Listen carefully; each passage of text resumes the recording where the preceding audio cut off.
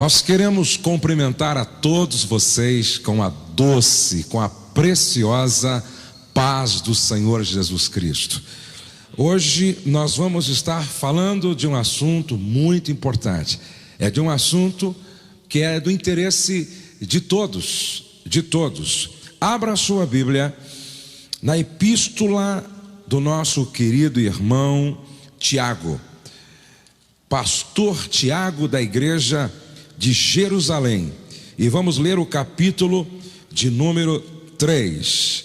Abra a sua Bíblia e vamos ler a palavra bendita do Senhor. Tiago, capítulo de número 3, diz assim: Meus irmãos, não vos torneis muitos de vós mestres, sabendo que havemos de receber maior juízo, porque todos tropeçamos em muitas coisas. Se alguém não tropeça no falar, é perfeito varão, capaz de refrear também todo o seu corpo. Ora, se pomos freios na boca dos cavalos para nos obedecerem, também lhes dirigimos o corpo inteiro.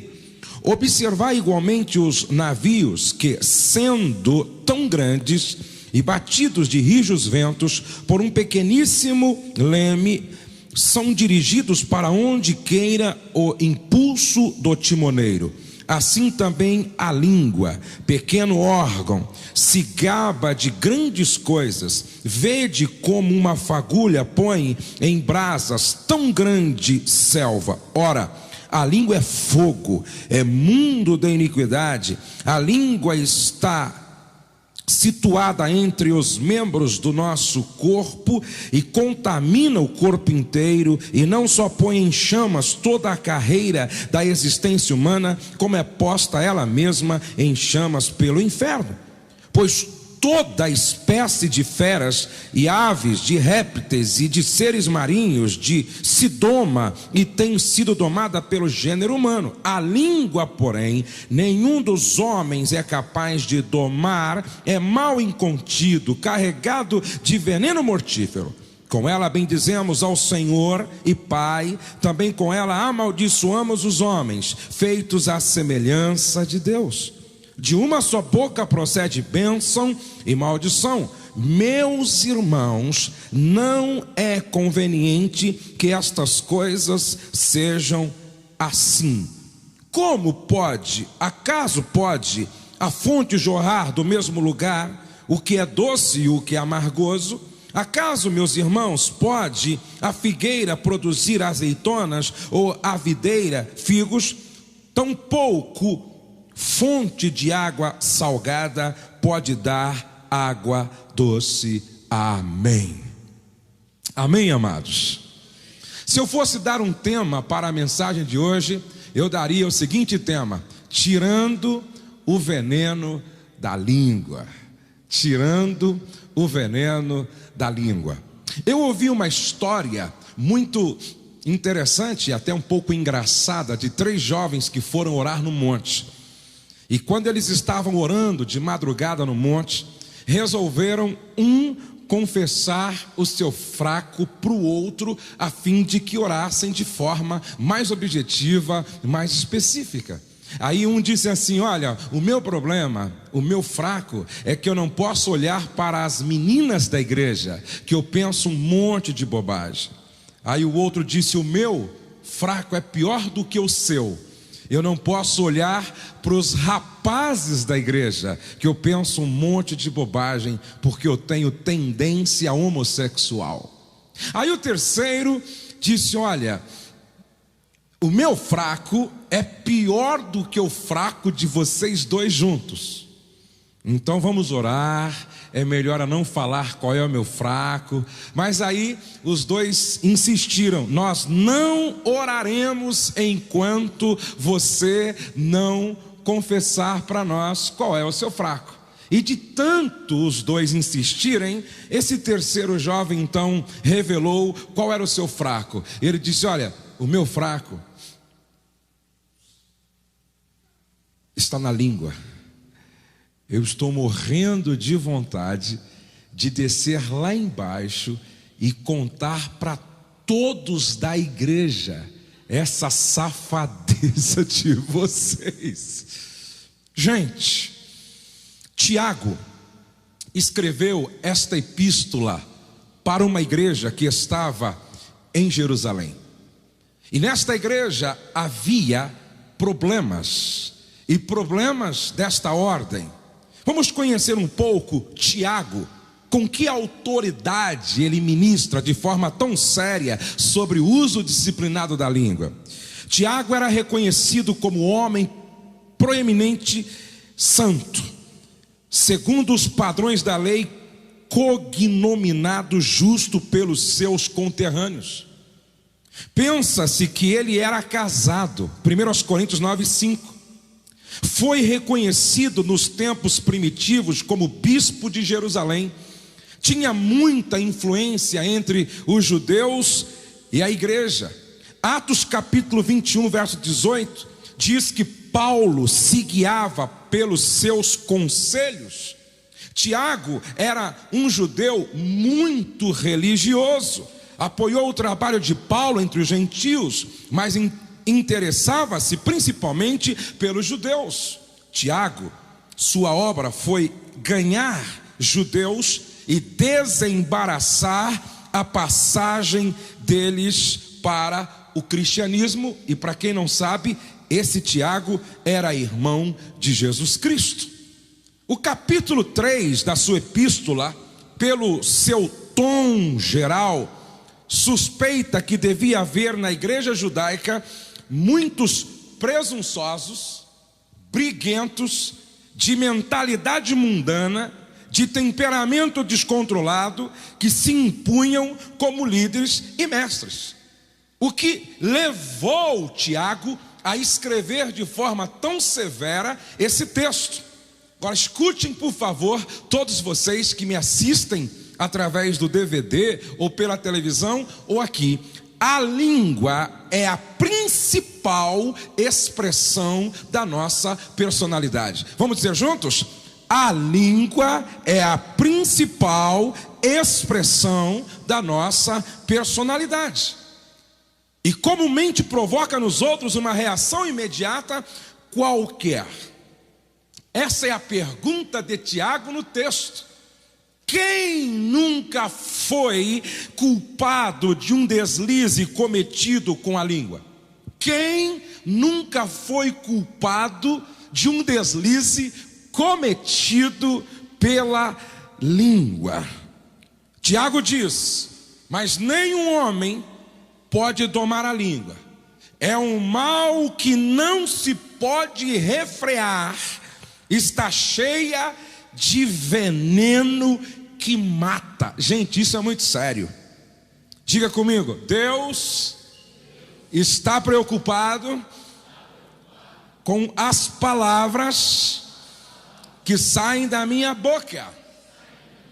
E é interessante que Isaías, capítulo de número 6, o próprio profeta diz: o meu fraco está na área da língua. O meu fraco está na área da língua. E eu habito no meio de um povo que tem o mesmo problema. Tiago escreve 18 versículos, falando sobre a realidade da fé testada pelo uso disciplinado da língua. Por que, gente, Deus colocou esse desejo no meu coração de espalhar esta mensagem por onde eu for? Sabe por quê? Porque a raiz dos maiores problemas nos relacionamentos, inclusive na igreja, está no uso indisciplinado da língua. Só para vocês terem uma noção, esse foi o problema da igreja de Jerusalém para a qual Tiago escreveu. Este era o problema da igreja de Éfeso. E é interessante que Paulo chega ao ponto de dizer que na igreja de Éfeso havia um tal de Himeneu e o outro Fileto, cuja conversa corroía como gangrena no corpo de Cristo. Isso está no capítulo 2 de 2 Timóteo. Esse foi o problema da igreja de Corinto. Tinha uma séria questão na igreja de Corinto, porque a igreja estava dividida em grupos pequenos. Um grupo dizia: eu sou de Paulo, o homem da ciência. O outro grupo dizia: eu sou de Pedro, o homem da experiência. Um outro grupo dizia: eu sou de Apolo, o homem da eloquência. E havia um quarto grupo que dizia: eu sou de Cristo. Esse era o melhor grupo, sim ou não? Não, era o pior. Porque era o grupo que não aceitava a liderança. Era o grupo que não aceitava governo humano. Era o grupo que não aceitava ser pastoreado. Agora escute o que eu estou dizendo. Quando você lê o capítulo 1 de 1 aos Coríntios, você chega à seguinte conclusão: toda aquela divisão tinha como causa língua indisciplinada, promovendo contendas e dissensões. Sempre que houver indisciplina no uso desordenado da língua, haverá na igreja divisões. Foi o problema da igreja de Corinto. Não só isto, ou não só estas igrejas. Foi o problema das igrejas da Galácia. Você já leu o capítulo 5 de Gálatas? Paulo escrevendo para estas igrejas dizia o seguinte: há entre vocês, ou em vocês, dissensões, contendas, discórdias, facções, inimizades, porfias, ciúmes e iras no meio de vocês. Capítulo 5, versos 20 e 21, obras da carne. Em toda a descrição de Tiago, ele tem em mente de modo particular a língua do, número 1, caluniador. Número 2, do detrator. Número 3, do murmurador. E número 4, do boateiro. Agora, escute, porque o que eu vou afirmar é forte. Serpentes venenosas. Ô Claudio Ivan, traz bem pertinho aqui para quem estiver me assistindo ouvir isso assim e me ver falando com muita clareza. Serpentes venenosas não oferecem maior perigo à vida do que tais pessoas à paz e à reputação alheia. Isso é muito sério. Vou repetir: serpentes venenosas não oferecem maior perigo à vida do que tais pessoas, caluniadores, detratores, murmuradores, boateiros, à paz e à reputação alheia. Através das palavras, nós revelamos nosso caráter, nossa maturidade e o estado da nossa alma. Vamos entender o que Tiago estava dizendo quando ele usa aquelas figuras do cabresto, do leme de um navio, de uma pequena fagulha. Quando Tiago, no capítulo 3, verso 4, fala do leme, que apesar de tão pequeno, controla o navio, ele está falando da língua como um poder para governar. Quando ele usa a fagulha, que apesar de pequena, é suficiente para destruir um posto de gasolina, atear fogo numa floresta, ele está falando do poder da língua quando usada para destruição. Quando ele diz sobre a língua como um pequeno membro carregado de veneno, ele está falando do poder de contaminação. Toda palavra má deixa sua impressão no caráter da pessoa, maculando-a. Quando ele fala, melhor, quando Jó, capítulo 5, verso 21, fala da língua como chicote, está falando, gente, do poder das nossas palavras para torturar psicologicamente. Quando no Salmo de número 57, verso 4, ou melhor, Salmo 45, verso 1, Salmo 54, verso 7, que compara a língua a uma pena, está falando do poder da língua, proferindo palavras para marcar no coração. Palavras imprimem no coração mensagens que dificilmente se apagam. E quando no Salmo 57, verso 4, a língua é comparada a uma espada afiada, ou a uma navalha, está falando primeiro do seu poder para cortar relacionamentos, e está falando de arma de guerra a curta distância e arma de guerra a longa distância. Jeremias 9:8 compara a língua como uma flecha, contendo na ponta veneno que mata. E é interessante como a língua é uma arma de guerra a longa distância, destrutiva. Isso é tremendo. Agora, eu andei um pouco rápido para parar aqui um pouco. Se você está marcando, você vai ter todo o tempo para anotar. Por quê? A Bíblia é rica em advertências quando fala sobre a língua. Pega uma concordância bíblica e veja a relação de versículos que tratam sobre a língua. Já fez isso? Pega uma concordância bíblica e veja o número de versos de textos aonde fala sobre o uso disciplinado da língua. Ei, não foi só Tiago que escreveu 18 versículos na sua epístola. Paulo escreveu falando aos Coríntios. Paulo escreveu falando aos Gálatas.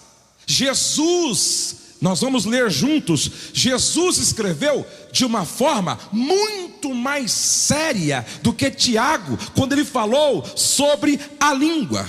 Agora esta é a pergunta: por que a Bíblia gasta? Por que Deus, inspirando os homens, gastou na Bíblia um espaço tão grande para falar sobre, para advertir sobre o uso disciplinado da língua? Foi por acaso? Sim ou não? Gente, Tiago diz o seguinte: se você conseguir controlar sua língua, você terá domínio sobre todo o seu corpo. Se você tiver domínio sobre este pequeno membro, todos os outros membros você conseguirá dominar e controlar. Número 1, porque a Bíblia é rica em advertências nessa área. Número 1, você está marcando aí? O mau uso da língua destrói amizades e separa amigos.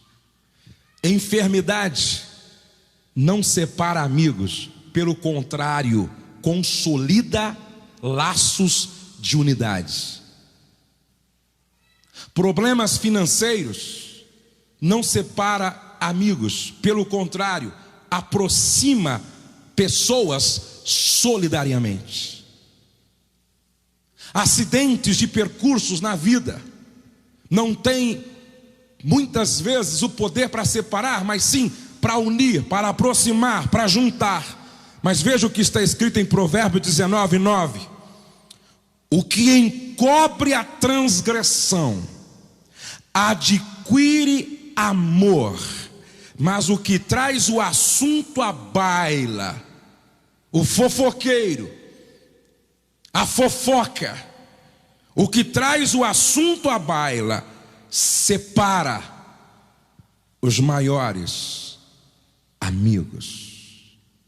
Escute, quantas pessoas no corpo de Cristo que eram tão próximas, tão amigas, andavam juntos, almoçavam juntos, viajavam juntos, de repente se tornam dois estranhos, indiferentes, na casa de Deus. Tudo porque entre um amigo e o outro surgiu alguém com uma fofoca demoníaca, com uma conversa maligna. E a Bíblia diz: o que traz o assunto à baila separa os maiores amigos. Provérbios 16:28 diz: o homem perverso espalha contendas, e o difamador separa os maiores amigos.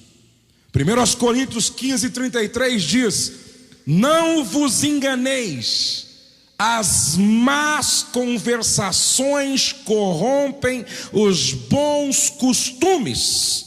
Provérbio 18:21 diz: a morte e a vida estão no poder da língua. Diga: uma língua indisciplinada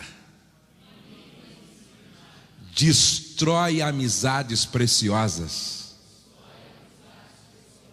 Segundo, por que a Bíblia é rica em advertências sobre a língua? Porque a língua é uma influência maior quando usada para o mal. Vou repetir isso.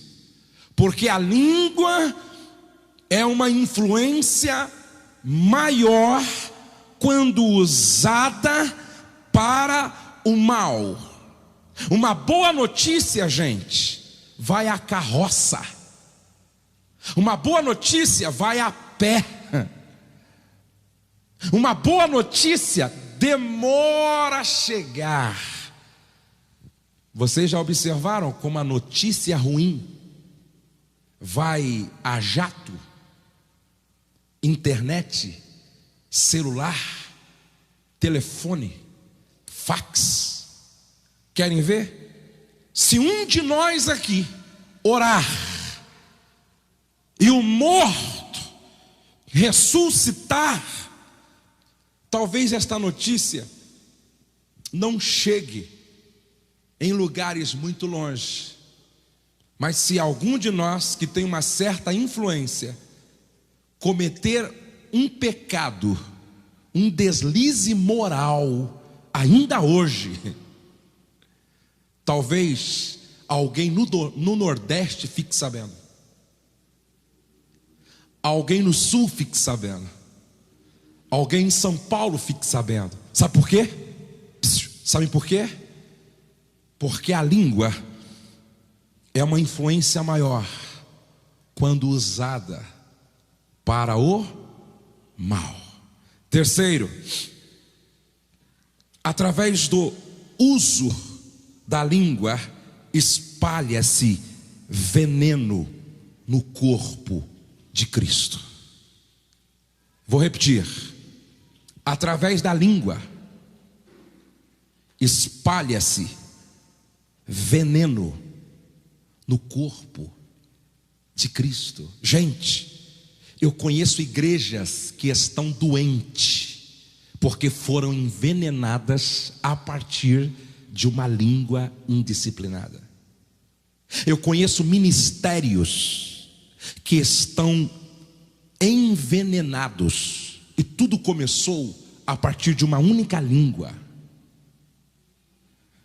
Muitas conversas vis têm arruinado lares, dividido igrejas e levado ao desespero e à desgraça milhões incontáveis. Preste atenção.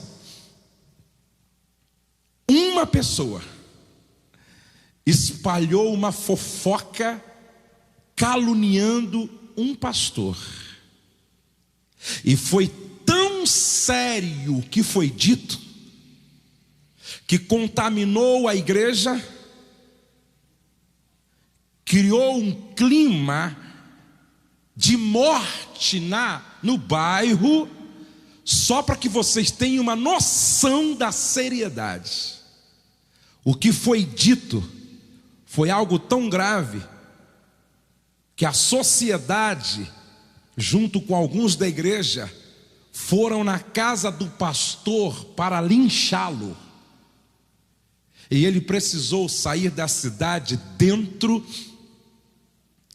do porta-mala de um carro, pagando por algo que diante de Deus ele era inocente, gente. Agora, escute como isso é sério. Escute como isso é sério. Eu vou terminar depois contando uma outra história para você saber no que deu alguém que fez isso contra um pastor, meu amigo. Número 4. Por que a Bíblia é rica em advertências sobre o uso disciplinado da língua? A qualidade de vida em família depende do que é falado dentro de casa. 1 de Pedro 3:10 diz assim: pois quem quer amar a vida e viver ou ver dias felizes, refreie a sua língua do mal e evite que os seus lábios falem dolosamente. Vou repetir: quem quer amar a vida e ver dias felizes, ei, quantos querem amar a vida e viver dias felizes e ver dias felizes? Levante a mão assim, por favor. Quantos querem? Então a Bíblia diz: coloque um freio na sua língua e evite falar dolosamente. A qualidade de vida em família, e família como igreja, família de amigos, família como instituição divina, depende daquilo que é dito, que é falado dentro do lar. 5. Aí Jesus pega forte.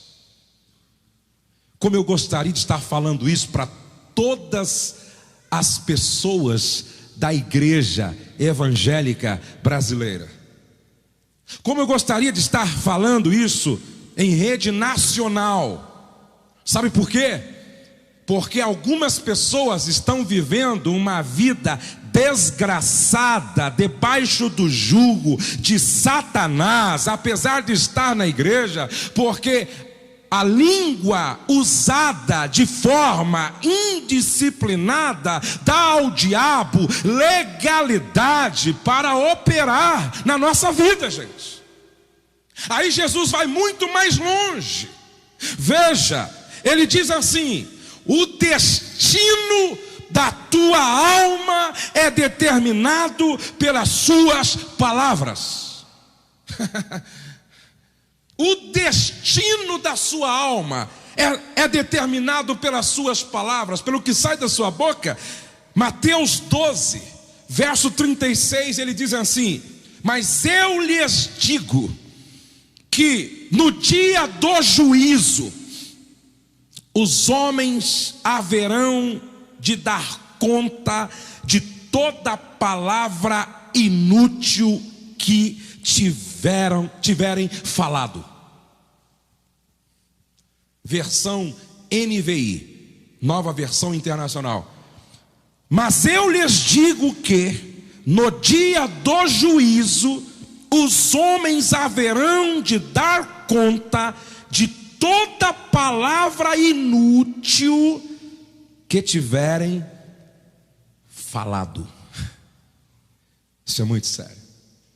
Mas no verso 37 ele diz assim: porque pelas tuas palavras serás justificado, e pelas tuas palavras serás condenado. Diga para o irmão ao lado: isso é muito sério. Diga para o outro também: isso é muito sério. No dia do juízo, cada um haverá de dar conta de todas as palavras inúteis que disseram. Pelas tuas palavras serás justificado ou serás condenado. Ou seja, o destino da minha alma depende daquilo que vem saindo da minha boca. Queridos, em nome de Jesus, não abra a boca para falar aquilo que é torpe, doloso, imoral, aquilo que é blasfêmia.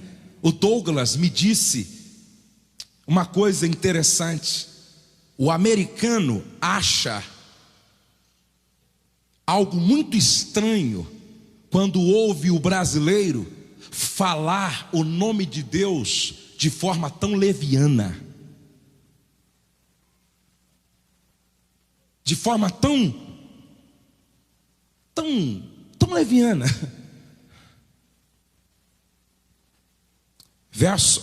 Ponto de número 6. O estado da sua alma depende do que sai da sua boca. Por que a Bíblia é rica em advertência sobre o uso disciplinado da língua? Porque o estado da minha alma depende do que sai da minha boca. Provérbios 21 e 23 está escrito: o que guarda a sua boca e a sua língua, guarda a sua alma das angústias. Quem passa o dia só falando sobre caos, como a sua alma vai estar à noite? Quem passa o dia só falando aquilo que é destrutivo, negativo, pessimista, prejudicial, vai terminar o dia com a sua alma, o quê? Amarga, angustiada, aflita. O estado da minha alma depende do que sai da minha boca. A Bíblia diz: o que guarda a sua boca e a sua língua, guarda a sua alma das angústias. Ponto de número 7. Porque a Bíblia é rica em advertência sobre o uso disciplinado da língua. Porque a autenticidade da minha religião se manifesta através do que eu falo.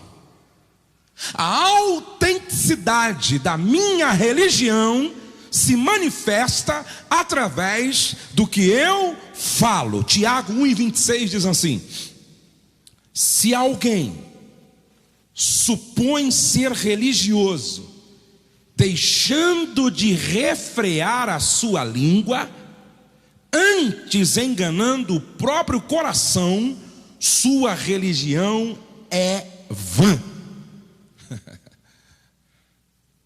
Se alguém supõe ser crente, religioso, piedoso, mas não coloca um freio na sua língua, sua religião é uma piada no mundo espiritual para Satanás, gente. O que autentica a minha religião é o uso disciplinado da minha língua. Qualquer manifestação de religiosidade que não é coerente com esse texto da palavra, diz o texto, sua religião, sua fé, sua religiosidade é vã. Ponto de número 8. Interessante. O que sai da minha boca pode gerar uma psicologia de morte ou de vida. Provérbios 18 e 21. O que sai da sua boca pode produzir morte ou pode produzir vida. Vamos dar aqui alguns exemplos. Está em Provérbios 18 e 21. A morte e a vida estão no poder da língua.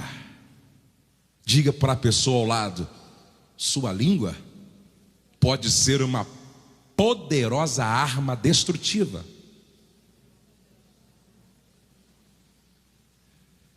Ei, vocês sabiam que já houve, vocês sabiam que já houve instituição financeira que quebrou de um dia para o outro por causa de uma fofoca espalhada no mercado financeiro? Houve um banco que foi vítima de uma fofoca no mercado financeiro, e no outro dia todos os clientes sacaram o dinheiro nele depositado, quebrou o banco. Vocês sabiam que por causa de uma fofoca espalhada no ministério, desestabilizou uma liderança que até então era muito forte?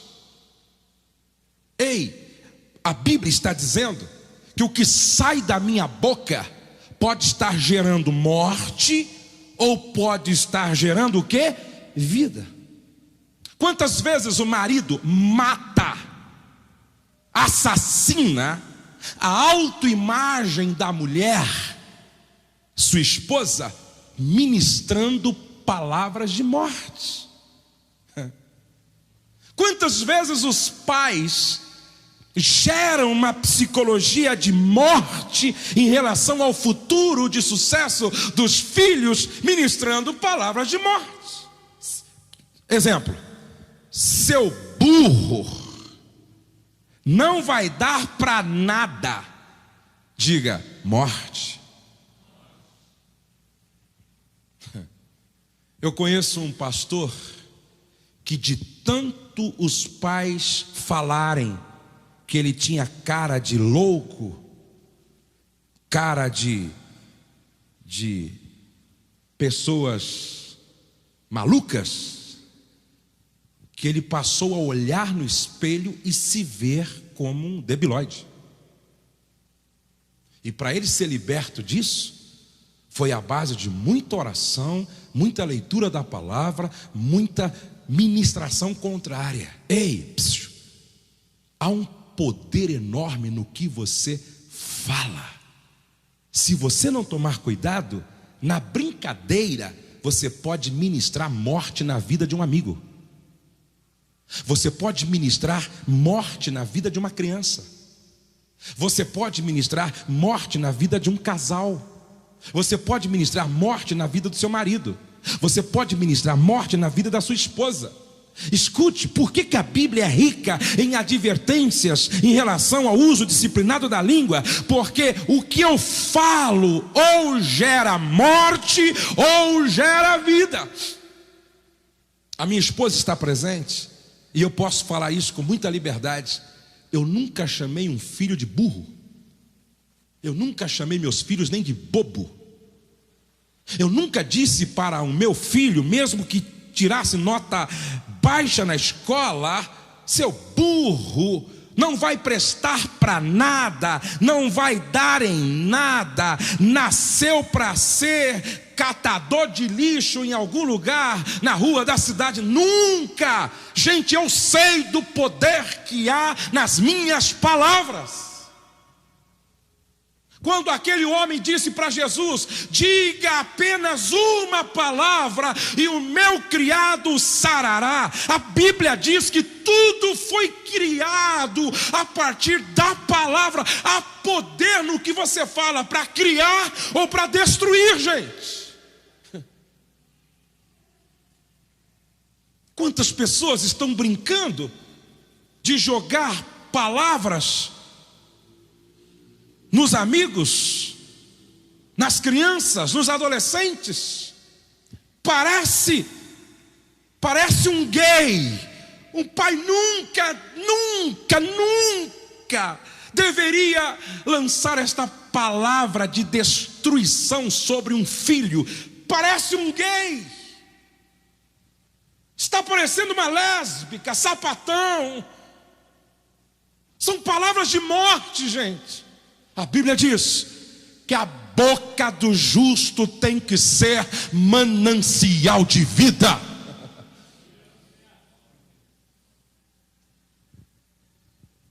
Número 9. Mateus 15:11 diz que palavras podem contaminar como um vírus.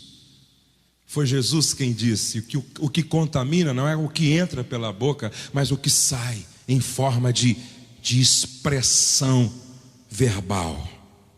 10. Porque a Bíblia é rica em advertências sobre este assunto. O que sai da sua boca revela o que está no seu coração. Ei, quer conhecer o que está no coração de uma pessoa? Deixa ela falar. Passe um dia deixando ela falar e você ouvindo. Com 15 dias você faz uma leitura completa do que vai no coração dela, porque foi Jesus quem disse em Mateus 12:34: a boca fala do que há em abundância no coração. Ei irmã, ei irmão, lembre-se, quando você estiver falando no telefone, quando você estiver à mesa com alguém, quando você estiver numa rodinha, cuidado com o que você fala, porque ao falar você está abrindo o teu coração para os outros.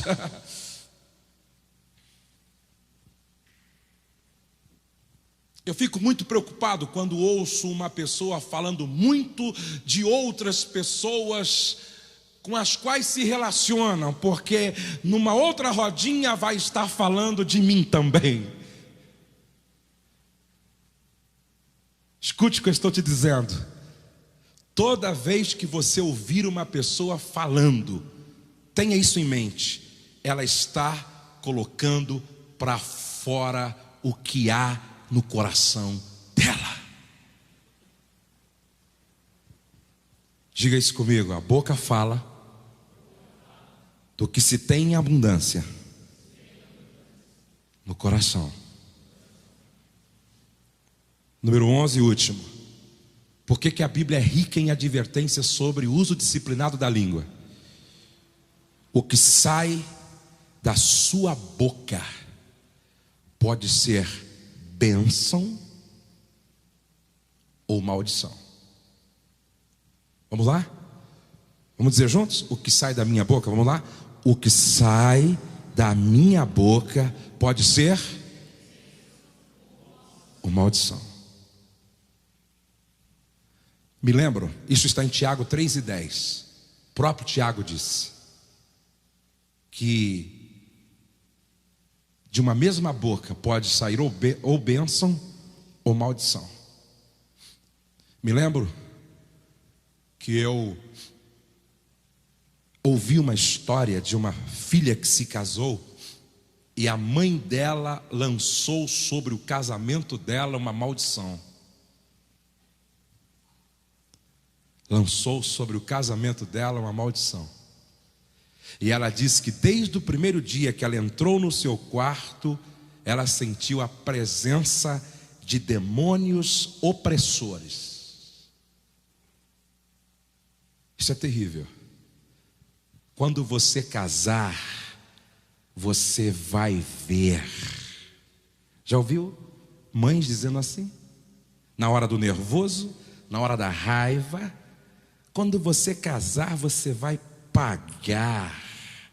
Isso é maldição, gente. Isso é maldição. Não quero nem ver o que vai acontecer com você. Isso é maldição.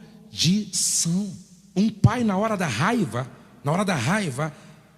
ele pegou a filha beijando sensualmente o namorado na boca, e a filha era uma adolescente, 16 anos, sei lá, 17 anos, e ele tinha assim aquela coisa de pai super protetor, e que a filha dele era santa, e que ele era o super pai, que a filha jamais faria isto. E quando ele pegou a filha de surpresa, beijando o namorado na boca, ele com muita raiva disse: sua prostituta! Sabe o que aconteceu? Daquele dia em diante, essa moça passou a ser perseguida por um demônio chamado Pombagira. E ela conta que ela se deitava com desejo de se entregar para os homens. Ela tinha sonhos se prostituindo. E ela começou a entrar em estado de desespero, sem saber o que fazer. Até que um dia no templo, ela ouviu uma palavra como esta, em que Deus poderia transformar a maldição em bênção se ela cresce.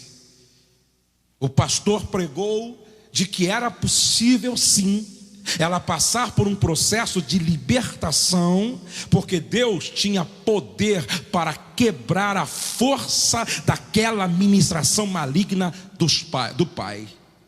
Ela abre o coração para o pastor, diz o que aconteceu, entendeu que aquele sentimento, aquele desejo começou a partir daquela palavra do pai. O pastor ministrou sobre ela e ela foi liberta naquela noite. E por misericórdia, aquela filha não se tornou uma prostituta. Diga para o irmão Lázaro: o que sai da sua boca pode ser bênção ou maldição. Cuidado com o que você fala para os teus filhos, para os teus irmãos, para os teus amigos, para a tua família. Quantos podem dizer amém? Seu cachorro, alguns dizem, sua besta. Ei, psiu. Não. Isso nunca deveria sair da boca de um pai, de uma mãe. Nunca deveria sair da boca de um marido, de uma esposa. Escute. Parece-me que foi o pastor Jorge Linhares quem contou essa experiência de um marido que chegou em casa. Ele era ginecologista, sentou no sofá, pegou um jornal, estava lendo. A esposa grávida chega, encosta a barriga no ombro dele e começa a afagar o cabelo dele. E ele, muito cansado e estressado, lança uma palavra de morte, dá um empurrãozinho sutil nela e diz assim: hoje eu estou com nojo de mulher grávida. Ele tinha cuidado de tantas grávidas que chega para a esposa, empurra ela sutilmente e diz, com aquele ar de desprezo: eu estou com nojo de mulher grávida. Diga para o irmão ao lado: fale menos do que você pensa, para não correr o risco de amaldiçoar. Você que está me assistindo aí, fale menos do que você pensa. Pelo contrário, você corre um sério risco de gerar uma psicologia de morte nos filhos, no casamento, na família. Ei, com pouco tempo, eles estavam assinando o divórcio. Causa. Olha como isso é forte. Estou com nojo de mulher grávida. Ela ia passar a roupa e aquilo ficava na mente: estou com nojo de mulher grávida. Ela ia fazer a comida para ele, não conseguia mais: estou com nojo de mulher grávida. Ela ia preparar alguma coisa para ele: estou com nojo de mulher grávida. Ou seja, ele lançou uma palavra de maldição que gerou uma psicologia de morte do casamento. Se vocês estão me compreendendo, digam amém. Como identificar pessoas com a língua enferma perto da gente?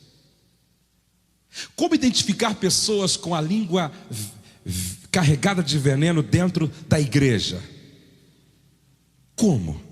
Escute, Diga isso comigo: palavras amargas saem de pessoas amargas. Mais forte: palavras amargas saem de pessoas amargas. Existem pelo menos, deixa eu ver, 1, 2, 3, 4, 5 grupos de pessoas com a língua carregada de veneno mortífero. Número 1, Provérbios 13:1 chama este primeiro grupo de escarnecedores.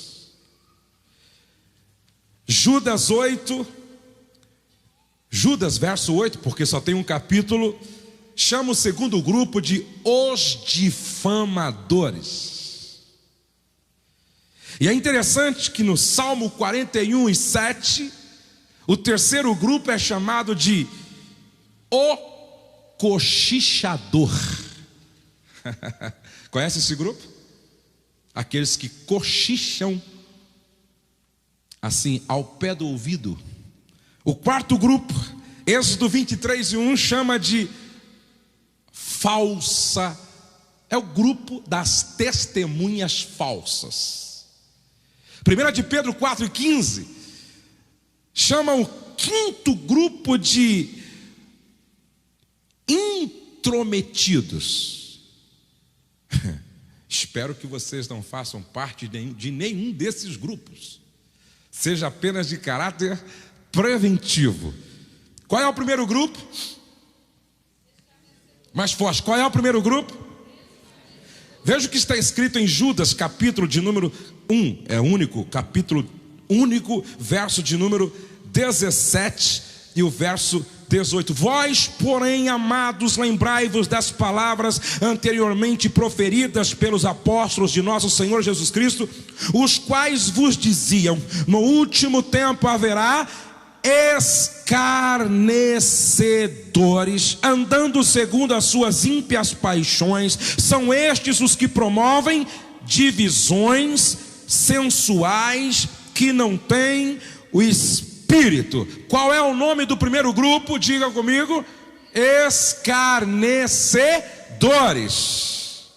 Agora segure aí, por favor. Eu acho que algumas coisas você nunca mais vai falar. Alguns comentários você nunca mais vai fazer. Sabe quem são estes?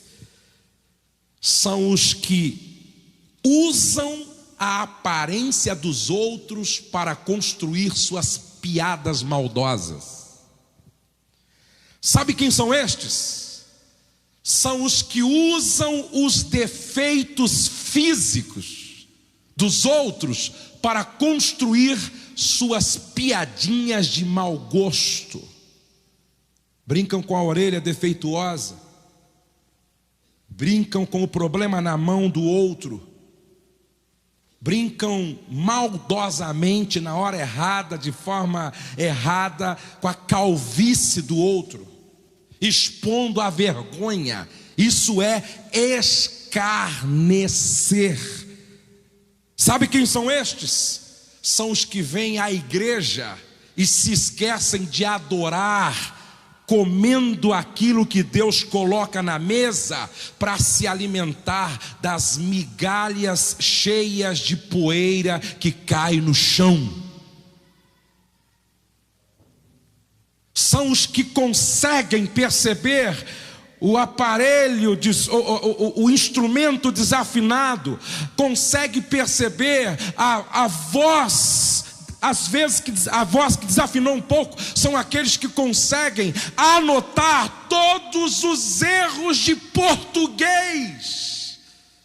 São os que conseguem ir no banheiro e perceber tudo o que está fora do lugar. São os que vêm à casa de Deus e voltam para casa com um relatório de tudo que não estava certo no lugar, afinado, organizado. E ele se esqueceu de adorar, se esqueceu de ouvir o que Deus estava dizendo ao coração dele, foi para casa faminto, vazio, na carne, no osso, no tutano, escarnecendo.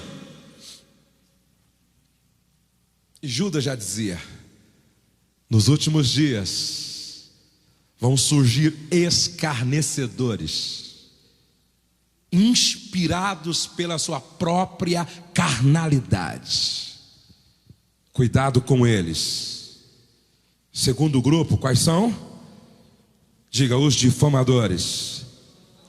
Diga: difamadores.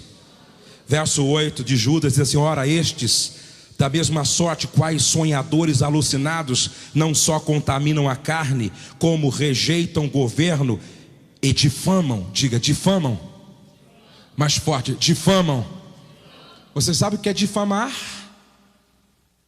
Diga: tirar a boa fama. Vamos lá? Tirar a boa fama. Você conhece alguém que, quando você chega para esta pessoa e diz: olha, aquele irmão, como Deus está usando ele, aí o difamador diz assim: ele até fez um bom trabalho e as pessoas estão gostando, porém, você sabe o que aconteceu com ele há 2 anos atrás? E aí começa a publicamente tirar o quê? A boa fama. Difamar, gente, é caluniar. Agora eu conto o que eu disse que iria contar para vocês. Uma jovem na cidade de Cruz Alta, no Rio Grande do Sul. Isso aconteceu com meu amigo pastor Aleino. Essa jovem simplesmente se rebelou contra o pastor, não sei por qual motivo, e saiu visitando todas as congregações, caluniando o pastor em rodinhas, difamando, inventando histórias, expondo o pastor publicamente. Um dia, o pastor está em casa e ele foi chamado às pressas.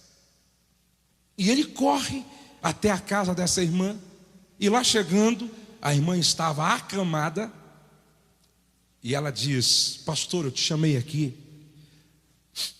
chorando, para te pedir perdão.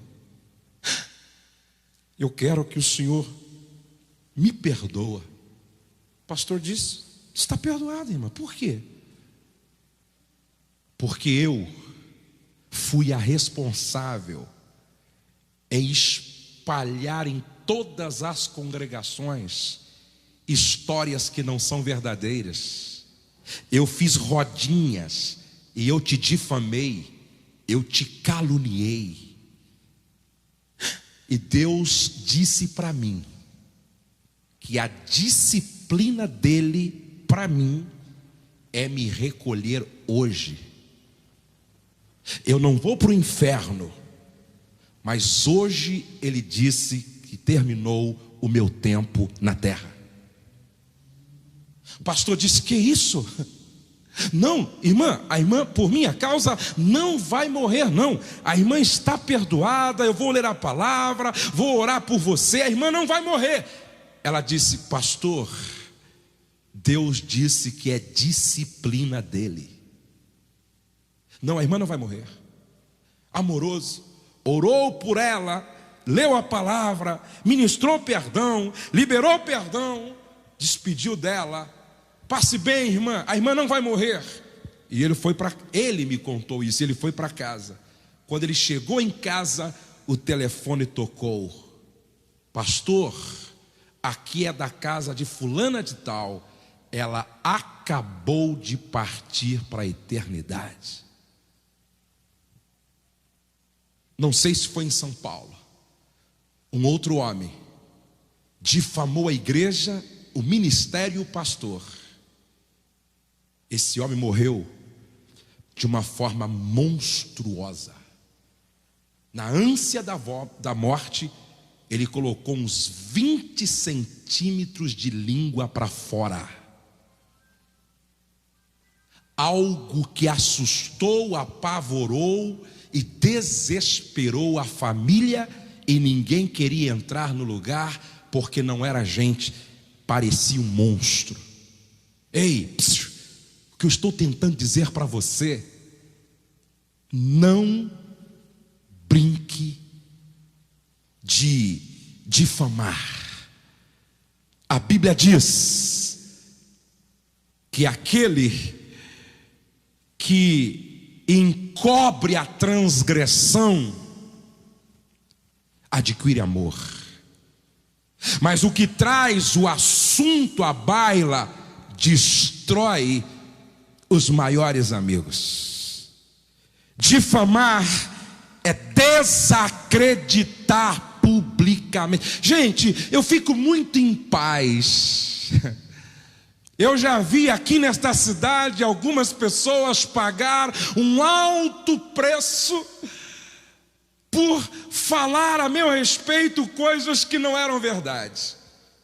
Cuidado, meu irmão, muito cuidado. E essa é a pergunta. Ei, quantos são pais aqui? Levante a mão. Quantos são pais? Que imagem da igreja você está passando para os seus filhos nas conversas na hora do almoço? Nas conversas na sala? Ei, que tipo de conversa sobre a igreja acontece dentro do carro, perto das crianças? Escute o que eu estou dizendo.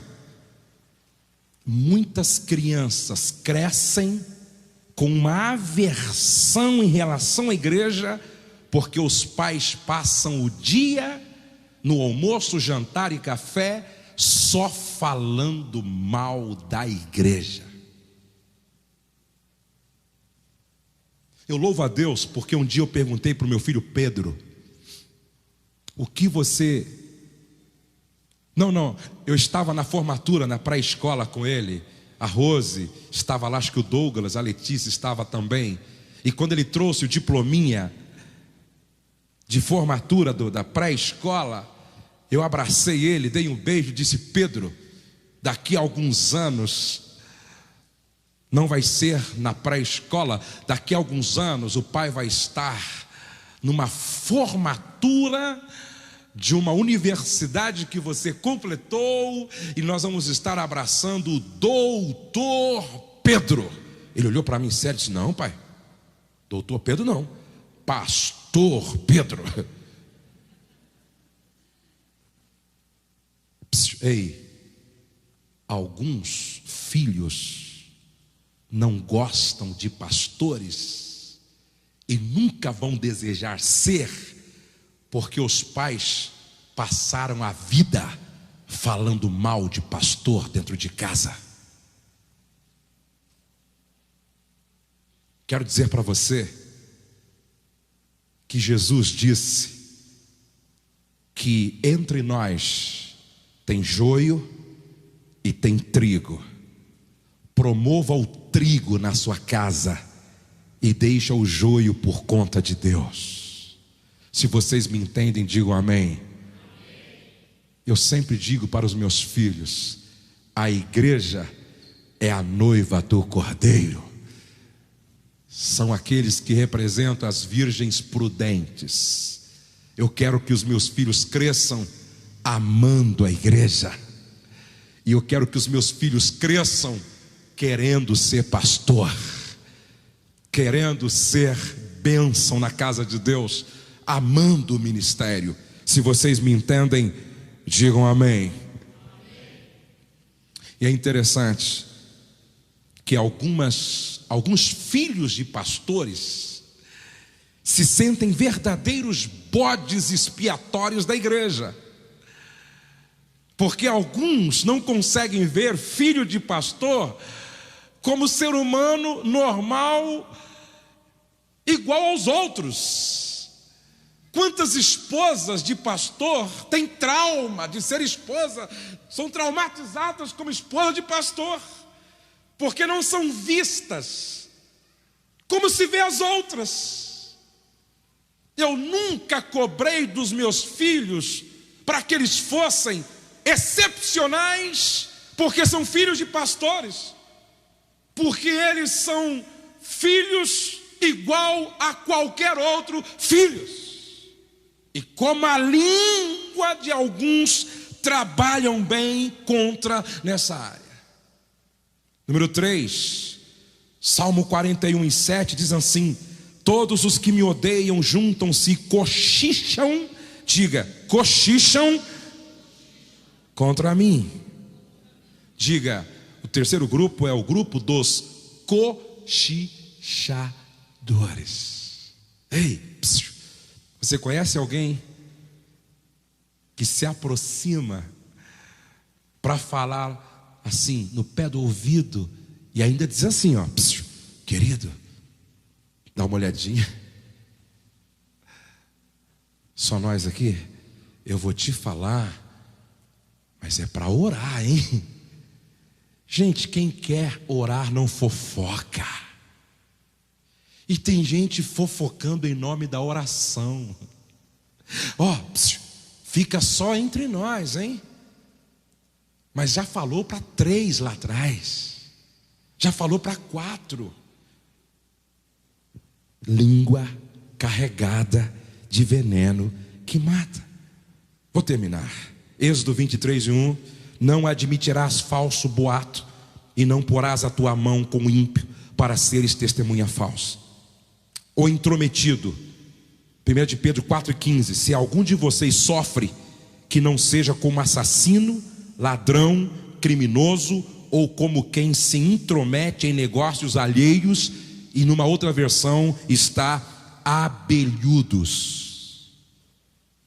E a Bíblia diz que quem se mete em questões alheias é como pegar um cachorro brabo pela orelha.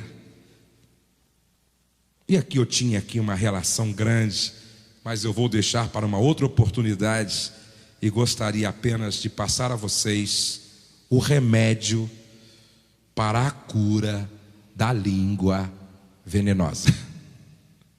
Um tema agradável, não é? Sugestivo. O remédio para a cura da língua venenosa. Diga para o irmão ao lado: esse remédio é bom, hein? Vamos tomar ele. Esse remédio é bom. Provérbios 4:23. Número 1: reconheça que a indisciplina da língua é um problema de coração. Escute, a indisciplina da língua é um problema do coração.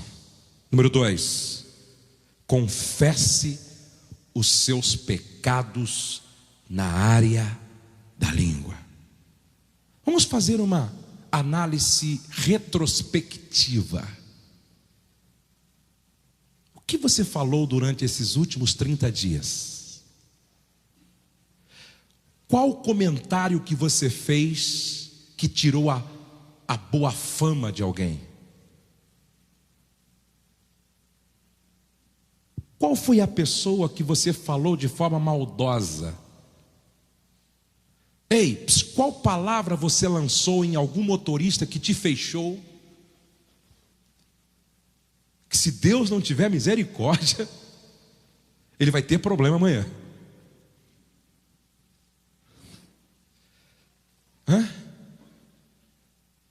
O que foi dito que você entende que não deveria ter sido dito? Primeira epístola de João, capítulo 1, verso 9, fala sobre confessar os pecados. Provérbios 28:13 diz que aquele que confessa e deixa alcança misericórdia, mas o que encobre sua transgressão nunca prosperará. Número 3: recuse o mal. Diga, recuse o mal e entregue-se a Deus. A Bíblia diz em Romanos 6, verso 12 e 13: não reine o pecado nos vossos membros, e um deles é a língua. 4, compreenda porque você tem uma língua. Efésios capítulo 5, verso de número 19. Aos Efésios capítulo 5 e o verso de número 19 e 20 diz assim: falando entre vós com salmos, entoando e louvando de coração ao Senhor, com hinos e cânticos espirituais, dando sempre graças por tudo a nosso Deus e Pai, em nome de nosso Senhor Jesus Cristo. Ou seja, resolva usar sua boca para o louvor e glória do nome do Senhor.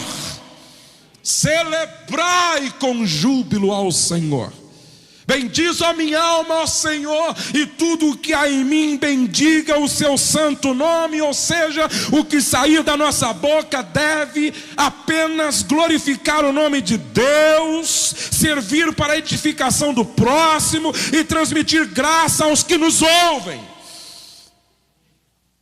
Lembre-se de Cristo, seu sumo sacerdote. Hebreus 3:1, Hebreus 10, verso 21 e 23. O que você diz com sua boca pode limitar o que Jesus pode fazer por você no céu. Mateus 18, do verso 15 ao verso 17. Submeta-se à disciplina do corpo de Cristo. Levante-se e fique em pé na presença de Deus nessa hora.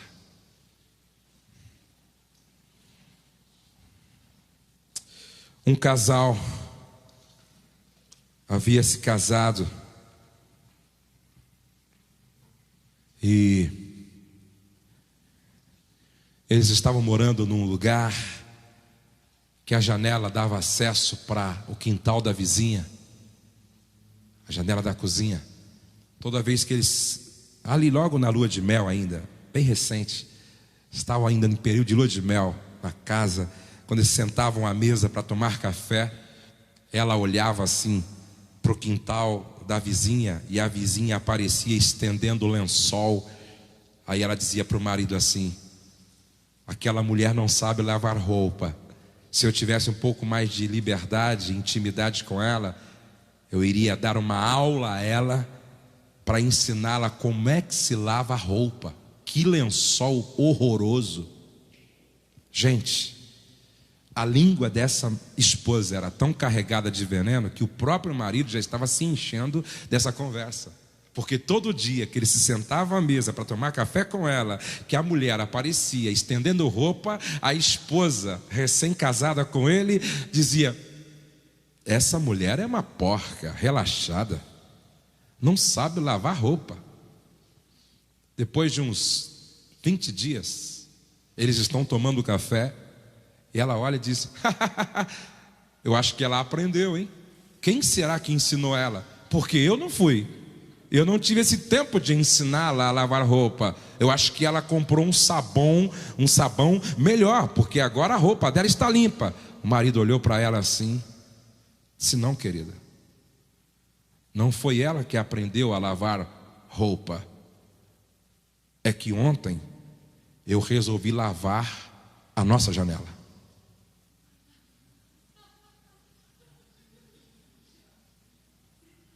Se você anda falando muito das pessoas, chegou o tempo de você lavar a janela do teu coração.